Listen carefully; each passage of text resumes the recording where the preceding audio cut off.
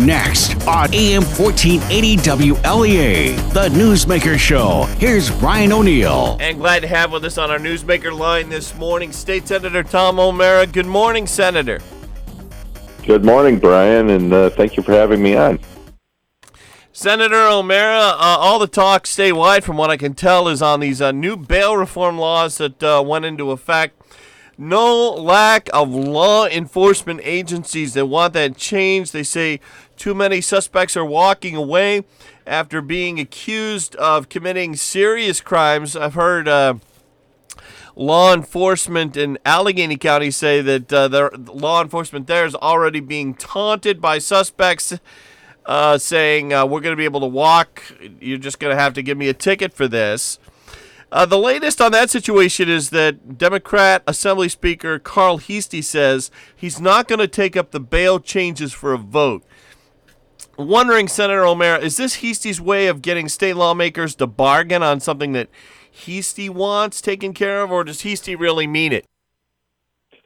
That I'm not sure of, Brian. It's a pretty dangerous issue to be using as a bargaining chip, if that's what he's thinking. But he has a conference of extreme left legislators from downstate and New York City area that really believe in this reform that is letting 90% of all crimes committed in the state to go without bail, and not just without bail, without the judge having the discretion to be able to post bail or to remand an individual for some crimes that are very serious crimes in our communities.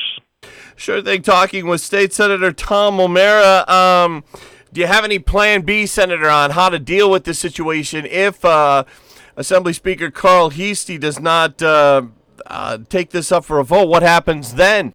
Well, that's the problem with passing laws. It takes two houses, legislature and the governor, to pass something, and it takes two houses and the governor to undo something. I hate to see this. Let's wait and see. When we know, the Democrats have been calling this bail reform a work in progress.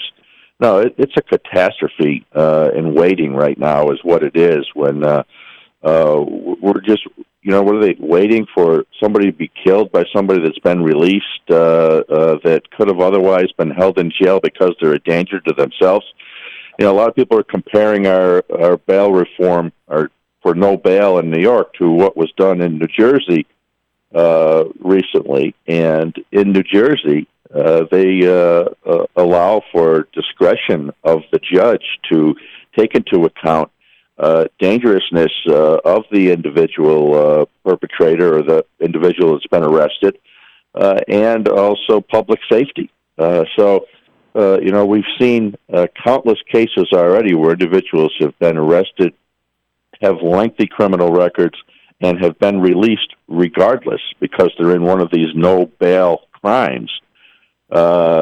Crimes that are very serious, crimes of homicide, crimes of manslaughter, crimes of vehicular homicide, burglary of a residence.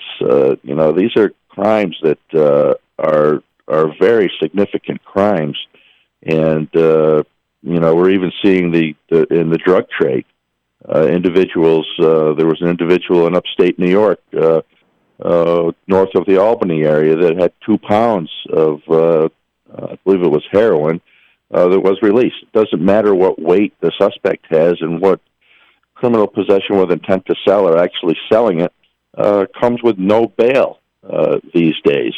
There was just an individual in Ulster County last week that had 3/4 of a pound of heroin and a pound of cocaine. 2 prior felony convictions, and the individual is released without bail under these new bail laws. This is just outrageous activity that is going to lead to nothing but chaos and potential disaster in our communities when somebody gets out and perpetrates a crime on somebody else when they should have been locked up and kept there.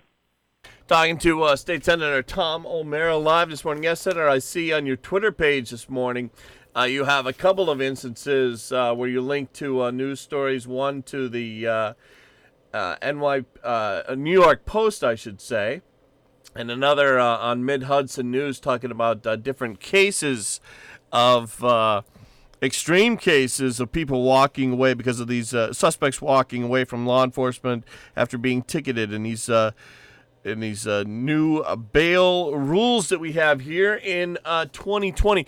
Senator O'Mara, do you have a sense on what the governor thinks of the bail reform? He seems somewhat open to wanting to change it. Am I right there? So he says right now, but I don't see him pushing the legislature at this point to take any action. I haven't seen a specific proposal come out of the governor on what reform he would suggest. From my perspective and the perspective of my Republican colleagues in the state Senate and in the New York State Assembly, not one of which Republican legislator voted in favor of this legislation when every Democrat did vote for it. It is a disaster. It's something that needs to be repealed while we work out a reasonable, common sense reform to bail. There are many low-level offenses that individuals without prior records, without prior histories of failure to appear in court, should not be incarcerated and kept in jail on bail on pending a lower-level offense. But for them to say that it's just violent crimes that are facing bail right now, and that nonviolent crimes are the ones without bail, just are simply not true. They've specifically excluded classified violent crimes from this no bail legislation, and there are many serious crimes, as I've mentioned to you on your show, and that maybe they're not classified as a violent crime in New York, but they're very serious crimes. That take the bank robber example.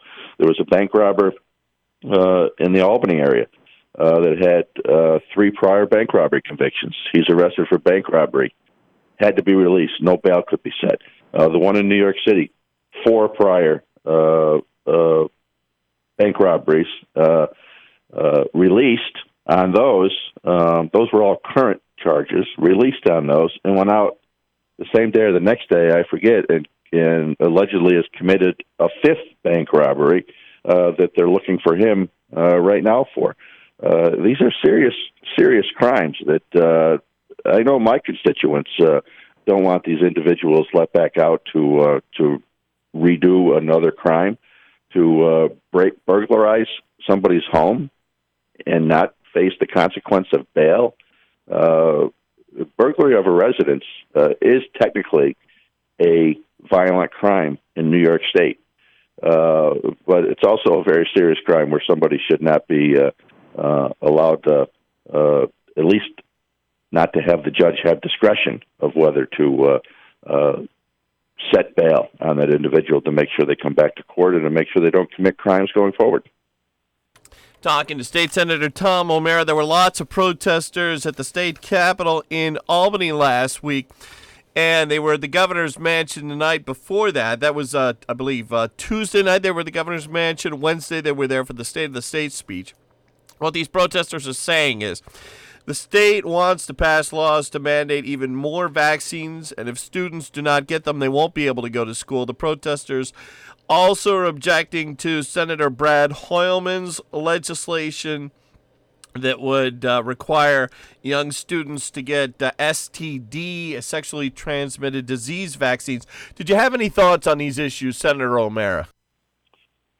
Well, I don't support the expansion of this vaccine law. In fact, I voted against the first one and have grave concerns over the implications to the exemptions that are allowed. We've seen a big retraction of what a legitimate medical exemption is.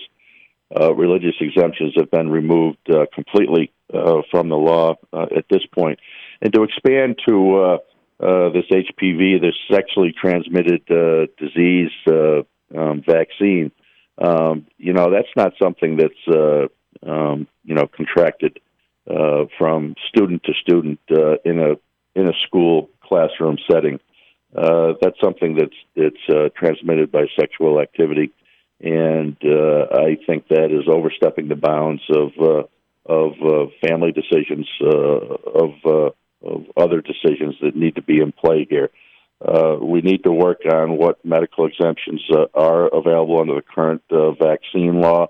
Myself and Assemblyman Phil Palmisano have been working on a matter out of Yates County, where an individual with developmental disabilities has real medical concerns over having to get the vaccines, yet that individual has been precluded from going to schools.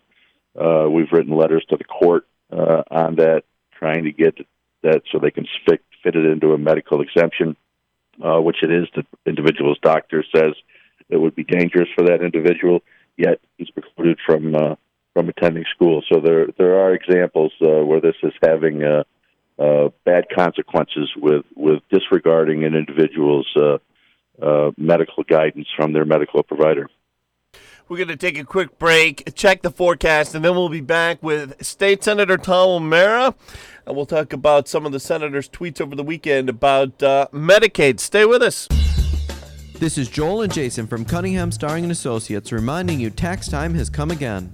Start collecting your W-2s, 1099s, and other tax forms to bring to us. We still need that 1095A form. Remember, A version only. Then finish your bookkeeping for your business. Gather them up and contact Cunningham Starring & Associates to help you with your taxes. In wonderful Hornell, find us at 91 Washington Street or on the web at hornelltax.com.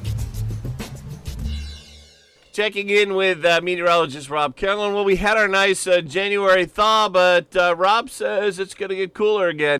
It is. We cool off this week, Brian, and we've got some cold temperatures headed our way next week. Could be the coldest air of the season so far. So that brief flirtation we had with springtime over the weekend, hopefully you had a chance to enjoy it.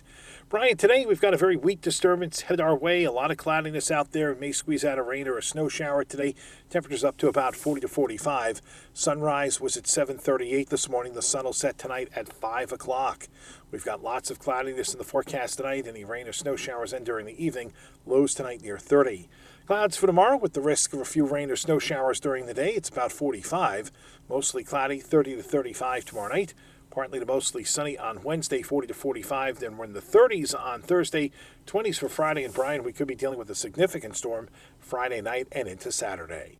Thank you, Rob. I'm back with State Senator Tom O'Mara reading one of your tweets here, Senator. It says, New York already relies too much on local taxpayers to pay for Medicaid more than any other state. It should be looking to reduce the burden, not increase it. New York must not dump more Medicaid costs onto local taxpayers. Senator, is this something that you wrote because of something in the works in Albany? Well, it's something that Governor Cuomo mentioned in his State of the State address last week, that questioning whether local counties that administer the Medicaid program have enough skin in the game to cut on costs. Now, that is just outrageous. New York is one of only, I believe, 2 states in the country that has any local share cost to Medicaid whatsoever, and the state mandates that the counties administer this program and provide them with all the rules on how the program is to be administered and run by county workers.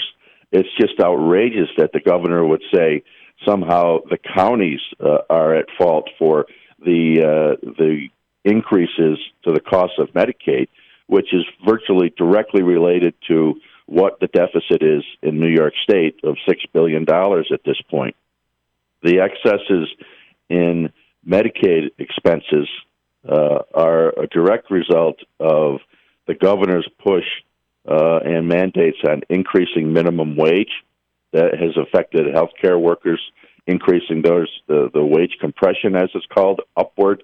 When the lower wages come in, that has affected Medicaid expenses.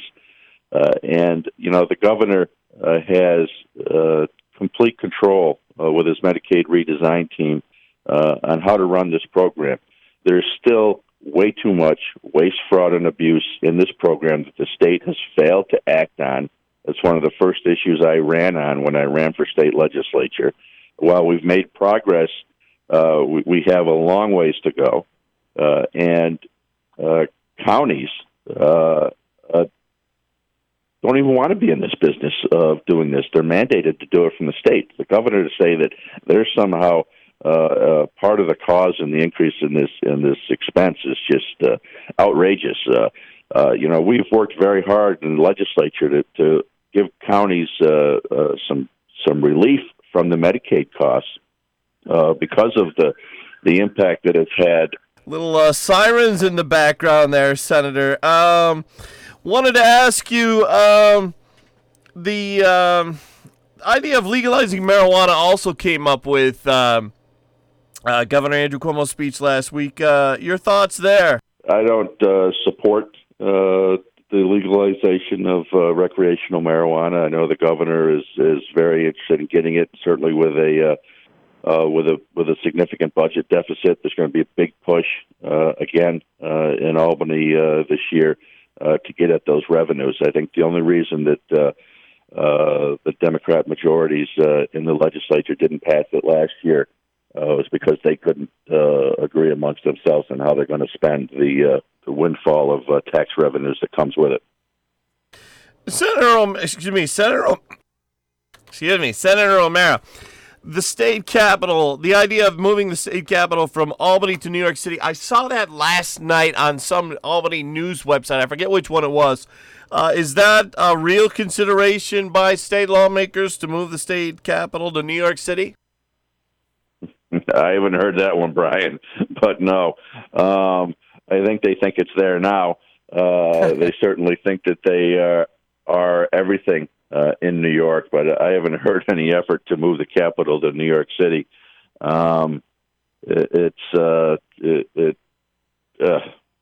That's laughable. Well, glad to hear that. Less of a drive for the local state lawmakers who have to drive far enough to Albany. William Barclay, Assemblyman William Barclay, is now the head of the state assembly. Did you have any thoughts on that, Senator O'Mara? Yeah, Will Barclay's a good friend. I've known Will since long before I was in the state legislature. I served in the state assembly with Will. Very happy for him to ascend to this leadership position under what's very unfortunate set of circumstances for him to have the opportunity to do this with the situation that Leader Kolb got himself in. But Will's going to be able to do a fantastic job. Will is a solid legislator, and will run that conference extremely well. And final question for you, Senator O'Mara. We're down to the last minute and a half. Albany judge blocks Cuomo ban on flavored e-cigarettes because this state judge felt that Cuomo was making a decision that that the entire state legislature should make. I'm guessing you agree with this judge, not necessarily that you're for all these e-cigarettes and vaping and whatnot, but that you like the idea of the state legislature weighing in. Absolutely. The governor takes far too much by executive order. The legislature's here for a reason. We should be involved in and making decisions on these things. He's certainly free to weigh in, free to come up with his own proposals he might want the legislature to take up. But to do it unilaterally is not appropriate. I do not think that he should be doing it by executive action. But I'm not supportive of all these candy flavored vapes, things that are getting our youth into the habit of vaping. That's what I thought you'd say, Senator O'Mara. With that, we have to go. I want to thank you so much for joining us this morning. All right, Brian, thanks for having me on, and have a great day.